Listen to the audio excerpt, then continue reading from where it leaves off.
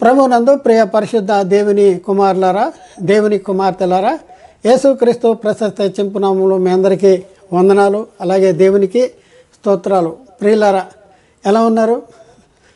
చాలా బాగున్నారనే తెలుస్తున్నాం.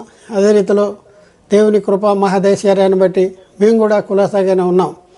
ప్రియులారా, ఒక ప్రత్యేక అంశం ద్వారా మీ చేరువలోనికి రావటానికి దేవుడు మాకు అనుగ్రహించినటువంటి ఈ కృపను బట్టి మరొకసారి దేవునికి కృతజ్ఞతాస్తులు చెల్లిస్తున్న దేవునికి స్తోత్రాలు. ప్రియులారా, ఈరోజు మనము నేర్చుకునే అంశము అనుగ్రహించిన ఈవులు. యేసుక్రీస్తు సెలవులో ధర్మశాస్త్రాన్ని కొట్టివేయటం ద్వారా మరి మనుషులకు అనుగ్రహించిన ఈవులు ధర్మశాస్త్రం వలన పాపం అనే చెరలో బంధించబడిన వారిని యేసుక్రీస్తు సెలవులో ధర్మశాస్త్రాన్ని కొట్టివేయటం ద్వారా మరి ఆ ధర్మశాస్త్రం వల్ల పాపం అనే చెరగా పట్టుకుని పోయాడు. ఆ పట్టుకుని పోయిన తర్వాత మనుషులకు అనుగ్రహించిన ఈవులేంటి అనే దాని గురించి మనం కొన్ని వారాలుగా మనం నేర్చుకుంటున్నాం. అయితే ప్రియులారా, ఈరోజు మనం ఒక ప్రత్యేక అంశము, గత వారము క్లాస్ నెంబర్ 6 నేర్చుకున్నాం. ఈ వారము క్లాస్ నెంబర్ 7 ఈ క్లాసులో మనము ఈరోజు మనం నేర్చుకుంటానికి ప్రయత్నం చేద్దాం. ప్రియులరా, ఒకసారి ఆలోచించండి. పునర్జన్మ సంబంధమైన స్నానము పునఃస్థితి స్థాపన సంబంధమైన స్నానమే ఈ బాప్తిజం. తీతు పత్రికలో 3వ అధ్యాయము 5వ వచనములో అక్కడ చెప్పబడుతున్న మాట, మనము నీతిని అనుసరించి చేసిన క్రియల మూలంగా కాక తన కనికరము చొప్పుననే పునర్జన్మ సంబంధమైన స్నానము ద్వారాను పరిశుద్ధాత్మ మనకు నూతన స్వభావము కలుగుచేయుట ద్వారాను ఆయన మనలను రక్షించెను. పిల్లలు ఒకసారి ఆలోచించండి. పునర్జన్మ సంబంధమైన స్నానము పునఃస్థితి స్థాపన సంబంధమైన స్నానము, దాన్నే బాప్తిజం. బాప్తిజం ఎప్పుడు తీసుకోవాలి? వినాలి. ఏం వినాలి? ఎవరి గురించి వినాలి? దేని గురించి వినాలి? బాప్తిజం ఎప్పుడు తీసుకోవాలి? బాప్తిజాలు తీసేసుకుంటున్నారు. ఏం విని బాప్తిజాలు తీసుకుంటున్నారు? అసలు బాప్తిజాలు ఎందుకు తీసుకుంటున్నారు? పెళ్ళికి తీసుకుంటున్నారు బాప్తిజం. అలాగే మనం చూస్తే కాలేజీల్లో జాయిన్ అవ్వాలంటే కొన్ని క్రిస్టియన్ కాలేజీలు అవి ఉంటాయి. అందులో జాయిన్ అవ్వాలంటే బాప్తిజం తీసుకున్న వాళ్ళకే మీకు మరి ఫీజు తగ్గిస్తామంటే గబగబా వచ్చేస్తారు. మన దగ్గరికి వచ్చేసి, అయ్యగారు నాకు బాప్తిజం ఇవ్వాలి. లేకపోతే అత్తగారు బాప్తిజం తీసుకుంటున్నారంటే కోడలు బాప్తిజం తీసుకుంటుంది. తల్లి బాప్తిజం తీసుకుంటే కూతురు బాప్తిజం తీసుకుంటుంది. ఈ రకంగా పక్కింట్లో వాళ్ళు బాప్తిజం తీసుకుంటే మనం బాప్తిజం తీసుకుంటాం. ఈ రకమైన బాప్తిజాలు, ఈ బాప్తిజాలు పునర్జన్మ సంబంధమైన స్నానం కాదు. పునఃస్థితి స్థాపన సంబంధమైన స్నానం కాదు ఆ బాప్తిజాలు. ముందున్న స్థితి మనం పొందుకునేటటువంటి పరిస్థితి లేదు ప్రియులరా, లేదు. అయితే ప్రియులరా, మరి తేడా జరిగిపోయింది. ఏంటి ఆ తేడా జరిగిపోయింది? నేటి క్రైస్తవ సమాజంలో జరుగుతుంది ఏం జరుగుతుంది? ఎవరిని గూర్చిన మాట వినటం వలన విశ్వాసం కలుగుద్ది? ఏం బోధ జరుగుతుంది? క్రైస్తవ సమాజంలో జరిగే బోధ ఏంటి? మనకు విశ్వాసం కలగాలంటే ఎవరిని గురించిన మాట వినాలి? బైబిల్ ఏం చెప్తుంది? వినటం ద్వారా విశ్వాసం అంటుంది. వినటం ద్వారా విశ్వాసం. ఏ మాట వినాలి? ఎవరిని గురించిన మాట వినాలి అని బైబిల్ ఏం చెప్తుందంటే, రోమాపత్రిక 10వ అధ్యాయంలో 17వ వచనంలో అక్కడ చెప్తున్న మాట ఏంటంటే, కాగా వినటం వలన విశ్వాసము కలుగును, వినుట క్రీస్తును గురించిన మాట వలన కలుగును. వినటం వలన విశ్వాసం కలుగుద్దంట, వినుట క్రీస్తును గురించిన మాట వలన కలుగుద్ది అంటాడు. నాకు విశ్వాసం వచ్చింది ఎప్పుడు రావాలి? ఎలా రావాలి? దేన్ని బట్టి రావాలి? నాకు విశ్వాసం దేన్ని బట్టి రావాలి? ఒకసారి ఆలోచన చేసుకోవాలి. వినటం వలన విశ్వాసం కలుగుద్దంట. వినటం వలన విశ్వాసం. మరి అన్ని మాటలు ఏ మాట విన్నా విశ్వాసం కలుగుద్దా? దేని గురించిన మాట విన్నా విశ్వాసం కలుగుద్దా?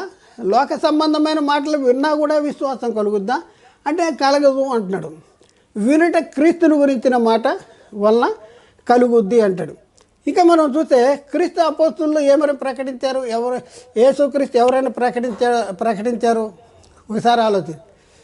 చాలామంది యేసుని గురించి చెప్తున్నాం అంటారు. యేసుని గురించి చెప్తున్నామని ఏం చెప్తారు, బాలయేసుని గురించి చెప్తూ ఉంటారు. బాలయేసుని నమ్ముకుంటే మనకి రక్షణ ఉంటుందా? ఒకసారి ఆలోచించండి. శరీరధారిగా ఉన్న యేసుక్రీస్తుని గురించి మనం వినటం మూలన మనకి విశ్వాసం కలుగుద్దా? అపోస్తులు ఏం ప్రకటించారు, ఎవరి గురించి ప్రకటించారు, ఒకసారి మనం ఆలోచించుకోవాల్సిన అవసరం ఉంది. చాలా జాగ్రత్తగా ఆలోచించండి. ఎవరిని కూడా వ్యక్తిగతంగా, సంఘపరంగా, సంస్థపరంగా ఎవరిని కించిపట్టడానికి, తప్పు పట్టుకుంటానికి, మీది తప్పు మాదే కరెక్ట్ అని చెప్పడానికి మేము మీ ముందుకు రాలేదు. బైబిల్లో ఉన్న సంగతులను సాతాను మనకి తల్లకిందులు చేసేసి మరి వాటిని కలిపి చెరిపి మనకి బోధిస్తూ ఉన్నాడు, వాటినే చూపిస్తాడు. కానీ మన ఆత్మకి రక్షణకి సంబంధించిన సంగతులు కాదు.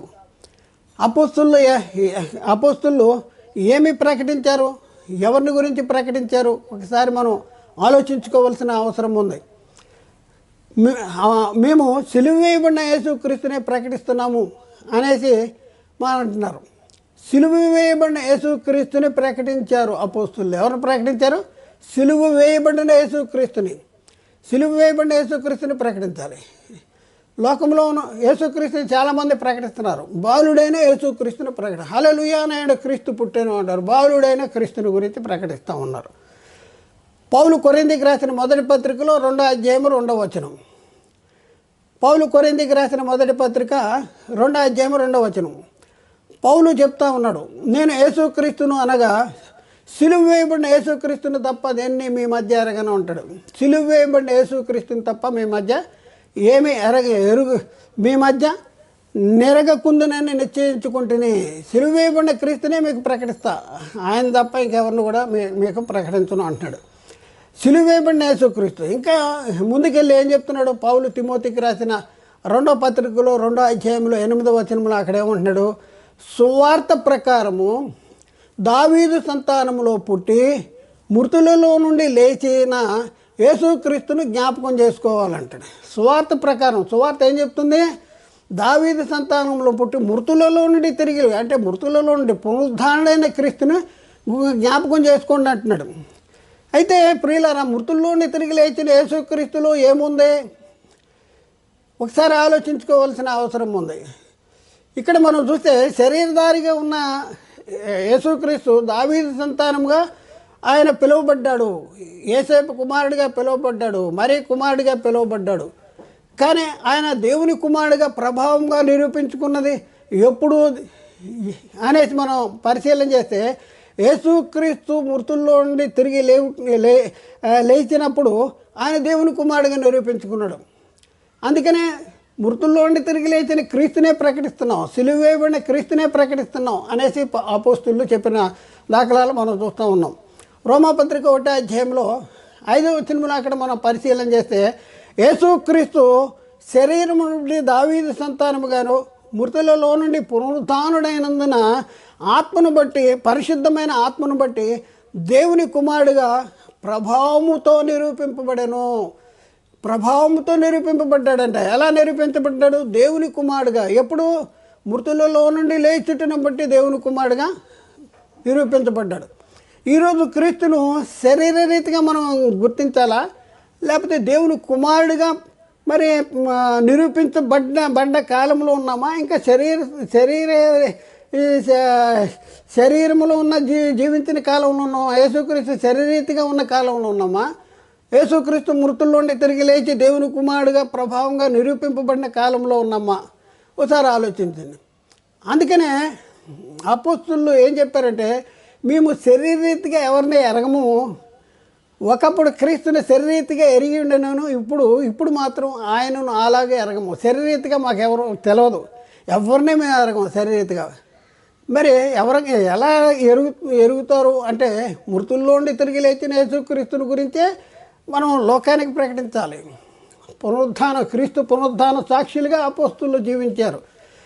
అపోస్తులైన పౌలు కొరింథీకి రాసిన 2వ పత్రికలో 5వ అధ్యాయము 16వ వచనంలో అక్కడ చెప్తున్నాడు, కావున ఇక మీదట మేము శరీరీతిగా ఉన్నానని ఎరగము, మేము క్రీస్తుని శరీరీతిగా ఎరిగి ఉండినను ఇక మీదట ఆయన్ను అలాగూ ఎరగము. మేము క్రీస్తుని శరీరీతిగా ఎరిగి ఉండినా కూడా ఇక మీదట ఆయన్ని ఎరగము అంటే ఎలా గుర్తిస్తారు అంటే, మృతులలో ఉండి లేచిన యేసుక్రీస్తుగా గుర్తిస్తాము. మృతుల్లో ఉండి లేచిన యేసుక్రీస్తు ఎవరు? మరి కుమారుడా, దేవుని కుమారుడా? దేవుని కుమారుడు యేసుక్రీస్తు. ఎవరు కుమారుడని ఒప్పుకుంటే మనలో మరి దేవుడు నిలిచి ఉంటాడు, మనము దేవుని యందు ఉంటాము. ఒకసారి ఆలోచించండి. మృతుల్లో ఉండి తిరిగి లేచిన యేసుక్రీస్తు ఏమో దేవుని కుమారుడుగా ప్రభావంగా నిరూపించుకున్నాడు. మరి శరీరం ఎత్తుకున్నప్పుడు ఆయన మరి కుమారుడుగా, దావీదు కుమారుడుగా, యేసేపు కుమారుడుగా అలా పిలువబడ్డాడు. మరి ఇప్పుడున్న పరిస్థితుల్లో మనం చూస్తే యేసుక్రీస్తుని ఎవరని ఒప్పుకోవాలి? వినుట ద్వారా విశ్వాసం. మనం కొత్తగా జన్మించాలన్నా, ఆత్మ మూలంగా జన్మించాలన్నా, సత్యవాక్యం వల్ల కనబడాలన్నా, అక్షయ బీజము నుండి కనబడాలన్నా మనము ఎవరి దగ్గరికి రావాలి? స్వార్థ దగ్గర రావాలి, క్రీస్తు దగ్గరికి రావాలి. క్రీస్తు దగ్గరికి రావాలి?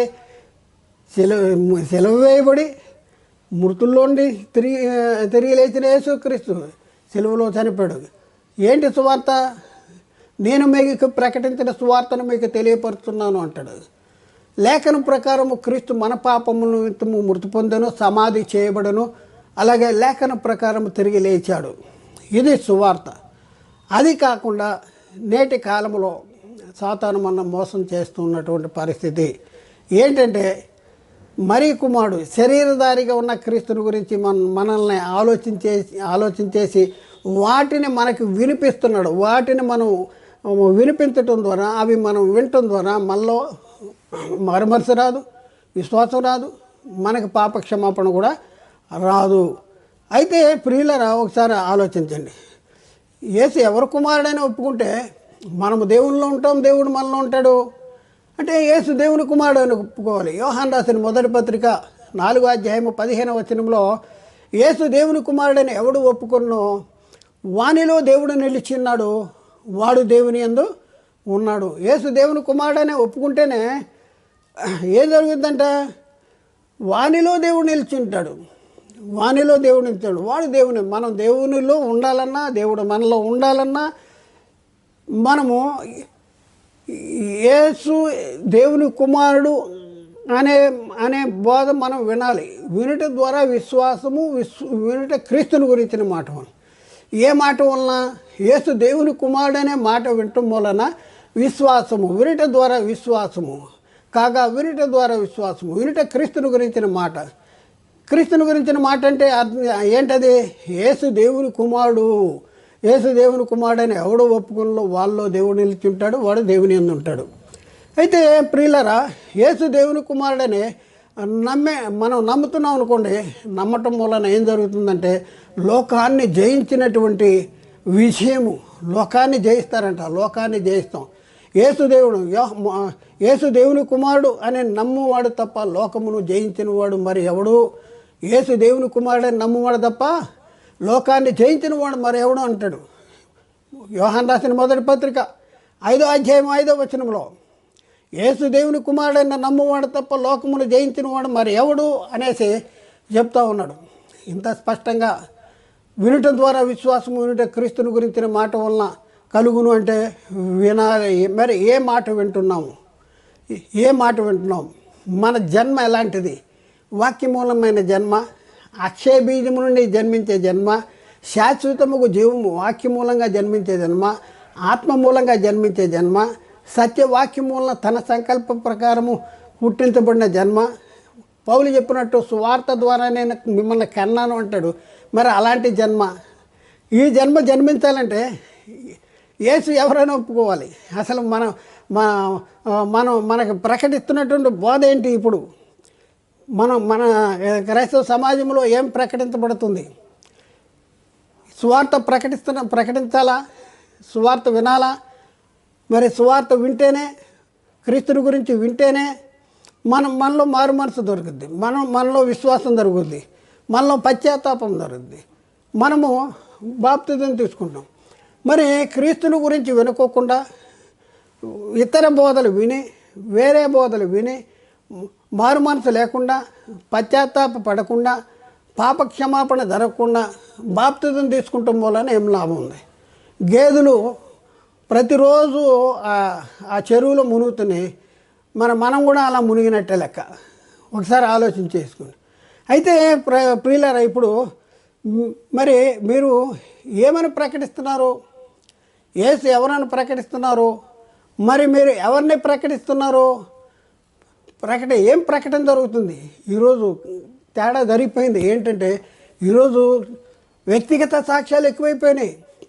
టీవీలో జరుగుతున్నటువంటి వార్తలు, టీవీలో ఫలానా దగ్గర ఫలానా అది జరిగిందంటే వెంటనే వీడియో తీసేస్తారు. ఎందుకంటే వ్యూస్ ఎక్కువ కావాలి. సంచలనాలు, ఫలానా దగ్గర కాలిపోతుంది, ఫలానా దగ్గర అగ్ని ప్రమాదం, ఫలానా దగ్గర ఎలా ఉందంటే దేవుని ఉగ్రత అనేసి ఇది చేస్తాడు. ఈ కాలం ఏ కాలం కూడా తెలియదు వీళ్ళకి, మామూలు అమాయకులు. ఈ కాలం ఏది? కృపాకాలం. కృపాకాలంలో దేవుని శాశ్వతమైన ప్రేమ. కృపాకాలంలో దేవుడు కావాలని ఎవరిని కూడా ఏం చేయడు. వాళ్ళు చేసుకుంటారు కానీ దేవుడు ఏం కలగజేసుకోడు. ఎందుకంటే దీర్ఘశాంతం గలవాడు. దేవుని ఉద్దేశం ఏంటి? కృపాకాలంలో అందరూ అంతటా మారుమనసు పొందాలి. టీవీలో వార్తలు చూసి వీళ్ళు రియాక్ట్ అయిపోతున్నారు, అవి చెప్పేస్తున్నారు, వ్యూస్ పెరిగిపోతున్నాయి, చూసేవాళ్ళు చూసేస్తున్నారు. కానీ వీళ్ళకి వాళ్ళకి బుడ్డ పైసా లాభం లేదు. వాళ్ళ మారుమనసు రాదు, పాపక్షమాపణ రాదు, వాళ్ళ విశ్వాసం రాదు. ఏంటి విశ్వాసం వస్తుందా? అయితే కొంతమంది ఉగ్రవాదుల చరిత్రలో, కొంతమంది సినిమా సన్నివేశాల గురించి చెప్తూ ఉంటారు, కొంతమంది సినిమా యాక్టర్స్ గురించి చెప్తూ ఉంటారు, మరికొంతమంది శాస్త్రాన్ని గురించి, శాస్త్రవేత్తల గురించి, ఖగోళ శాస్త్రాన్ని గురించి, వీటన్నింటి గురించి కూడా సంఘాల్లో ప్రకటిస్తూ ఉన్నారు. వీటి వలన మనకి ప్రయోజనమా? మన ఆత్మ రక్షించబడద్దా? ఒకసారి ఆలోచించండి. మరి సొంత సాక్ష్యాలు ఎక్కువైపోయినాయి. సొంత సాక్ష్యాలు ఒకసారి ఆలోచించండి. నా సాక్ష్యం చాలా గొప్పదయ్య గారు అంటాడు. ఈరోజు కొంత చెప్తా, రేపు కొంత చెప్తా అంటాడు. ఏం చెప్తాడా? నీ సాక్ష్యం ఏంటి? బోడి సాక్ష్యం. పాపివే నువ్వు. నీ గురించి మేము వింటే మాకేం లాభం? క్రీస్తుని గురించి సాక్ష్యం. యేసుక్రీస్తు అన్నాడు, నన్ను గురించి సాక్ష్యం చెప్పండి. క్రీస్తుని గురించిన సాక్ష్యం మనం వినాలి. యేసుక్రీస్తు మన కోసం ఆయన ధనవంతుడేంటి, తన దారిద్ర్యం వల్ల మనం ధనవంతులు అవటానికి ఆయన మరి పరలోకాన్ని విడిచి దేవుని మహిమలో ఉన్నటువంటి వాడు, దేవుని స్వరూపంలో ఉన్నటువంటి వాడు, దేవుని పోలికలు ఉన్నటువంటి వాడు, మనిషిని పోలికలు ఈ లోకానికి వచ్చి దాసుని స్వరూపం ధరించుకొని మన కోసం రిక్తునిగా చేసుకుని మన కోసం రక్తాన్ని కార్చి సిలువ మరణం పొందాడు. చూడండి, అది సాక్ష్యం. ఆ క్రీస్తుని గురించి కొత్తగా నాకు ఇప్పుడేదో జరిగింది నేను సాక్ష్యం చెప్తాను అనేది కాదు. ఇవి ఎక్కువైపోయినాయి. చెప్పేవాళ్ళు భ్రష్టులు అయిపోతున్నారు, వినేవాళ్ళు భ్రష్టులు అయిపోతున్నారు. ఒకసారి ఆలోచించండి. చెప్పేవాళ్ళు భ్రష్టులు.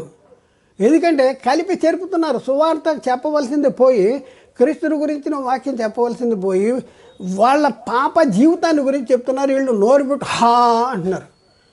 వీళ్ళ బయట సంగతులు చెప్తేనే బాగా ఎక్కుతాయి మైండ్కి. అలాగే భూ సంబంధమైన సంగతులు, మరి ప్రకృతి సంబంధమైన సంగతులు, దెయ్యము, జ్ఞానానికి సంబంధించిన సంగతులు మరి ప్రకటించేటటువంటి పరిస్థితి ఉంది. ఇతర విశ్వాసమును గురించినటువంటి సంగతులు కలగజేసుకుంటారు. ఇతర విశ్వాసము లోకంలో మన విశ్వాసం ఒకటి ఉంది. అలాగే ఇంకా ఉన్న ప్రజలు మరొక విశ్వాసంలో వాళ్ళు కొనసాగుతున్నారు. వాళ్ళ విశ్వాసానికి గురించి వీళ్ళు చెప్పుకుంటూ వాళ్ళనే అడ్డుపుల్లలు వేసుకుంటూ, వాళ్ళని తిట్టుకుంటూ, లేకపోతే వాళ్ళకి సవాల్ చేసుకుంటూ, అది చేసుకుంటూ మేము గొప్ప పని చేస్తున్నాడు. శాపం వస్తుంది. నువ్వు చెప్పాల్సిందేంటి? నువ్వు చెప్పేదేంటి? అపోస్తులు ఏం చెప్పారు? మేము సిలువ వేయబడిన క్రీస్తుని తప్ప మరి ఎవరు లేరు. మృతుల్లోండి తిరిగి లేచిన యేసుక్రీస్తుని గురించి చెప్తాం. ఎవరి గురించి చెప్తే విశ్వాసం వస్తుంది? క్రీస్తుని గురించి చెప్పి. ఏ క్రీస్తు? మృతుల్లోండి తిరిగి లేచిన క్రీస్తు. నీకు యూట్యూబ్లో వ్యూస్ కోసం ఇవన్నీ వీటన్నింటిని గురించి చెప్పి ఇతర ఇతర విశ్వాసంలో ఉన్న వాళ్ళతో డిబేట్ చేసి, లేకపోతే వాళ్ళని తప్పు అని వాళ్ళని వ్యతిరేకించి ఇవి చేయమని చెప్పారు. ఆ బైబిల్లో ఉందా? అపోస్తుల్లో ఏం చెప్పారు? ఎవరి గురించి చెప్పారు? విశ్వాసుల్ని పెడద్రోవ పట్టిస్తున్నారు, తోవ తప్పించేస్తున్నారు మీరు మీ వీస్ కోసం. ఒకసారి ఆలోచించండి. పిట్ట కథలు చెప్పేవాళ్ళు, ఒక ఆయన లావుకుంటాడు, పొట్టుకుంటాడు, ఆయన ఇట్ట గంతుకుంటా చెప్పి పిట్ట కథలు చెప్తూ ఉంటాడు. వీళ్ళు ఎగబడినా వేస్తూ ఉంటారు. అసలు ఆయన ఏం చెప్తున్నాడో వీళ్ళకి తెలియదు, వీళ్ళు ఏమంటున్నారో వీళ్ళకి తెలియదు. అసలు వీళ్ళకి ఏమొస్తుందో ఏం రాదో మరొకసారి ఆలోచన. ఎలాంటి బోధ జరుగుతుంది నేటి క్రైస్తవ సమాజంలో? యేసుక్రీస్తు ఎవరి కుమారుడని ప్రకటిస్తున్నారు? యేసుక్రీస్తు మరీ కుమారుడని ప్రకటించే వాళ్ళు కొంతమంది ఉంటే, యేసుక్రీస్తే తండ్రి అయిన దేవుడు అని ప్రకటించే వాళ్ళు కొంతమంది ఉన్నారు.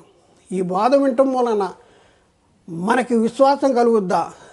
వినటం ద్వారా విశ్వాసము, వినుట క్రీస్తుని గురించిన మాట వలన కలుగుద్ది. ప్రియులారా, మనం ఇప్పుడున్న పరిస్థితుల్లో మనం తీసుకున్న బాప్తిజాలు కరెక్టేనా? మనము జన్మించిన జన్మ కరెక్టేనా? మనము ఆత్మ మూలంగా జన్మించామా? వాక్య మూలంగా జన్మించామా? సత్యవాక్య మూలంగా కనబడ్డామా? మరి స్వార్థ ద్వారా కనబడ్డామా? అక్షయ బీజం నుండి కనబడ్డామా? ఒకసారి ఆలోచించుకోవాల్సిన అవసరం. మీరు బాప్తిజాలు ఎందుకు తీసుకున్నారు? రోగాలు తగ్గుతున్నాయనా? ఒకసారి ఆలోచించండి. పెళ్లి కోసం బాప్తిజాలు తీసుకున్నారా?